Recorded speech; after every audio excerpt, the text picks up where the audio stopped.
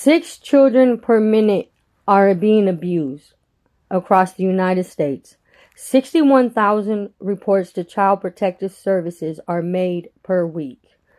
A report is made every 10 seconds. 1 in 7 children experienced abuse or neglect in the past year. 4.68 children die each day from the abuse or neglect they suffer. In 2019, 4.4 million referrals made involving 7.9 million children.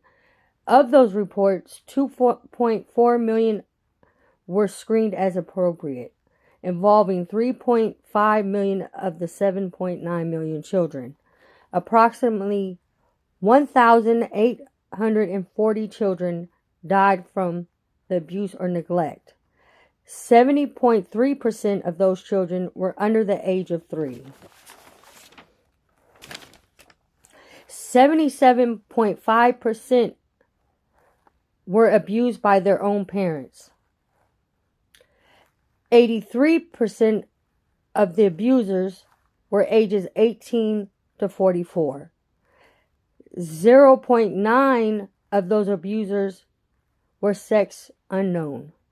53.0% of those abusers were women.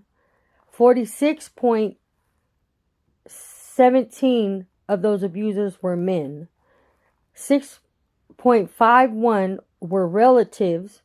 4.1 were unmarried partner or foster sibling, and 3.8 were abused by their babysitter. But where are the percentages of the children who were being abused and or murdered in foster care by the foster parent or the adopted parent?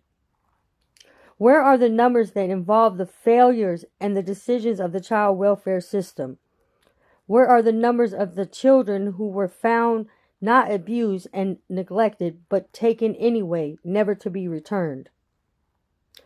Where are the numbers for the children whose schools, family members, neighbors, friends, the community, even other members of the home called over and over, and the child welfare system seen with their own eyes, the new and old bruises, scars, broken bones, 8-year-olds weighing 15 pounds, and close the investigation with abuse unfounded? Where are the numbers for the children removed by the system and placed in homes with greater abuse that ultimately led to their young horrific deaths?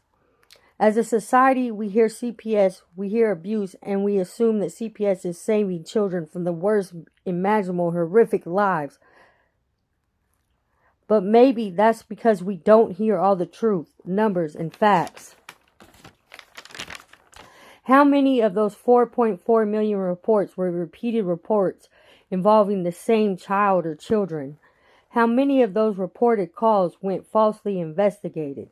A part of myself screams, defund the child welfare system. But the screams, the cries, the tears, and the little voices of Brooklyn and Lorenzo Vasquez, Jaheim Darris, Adriana Strout,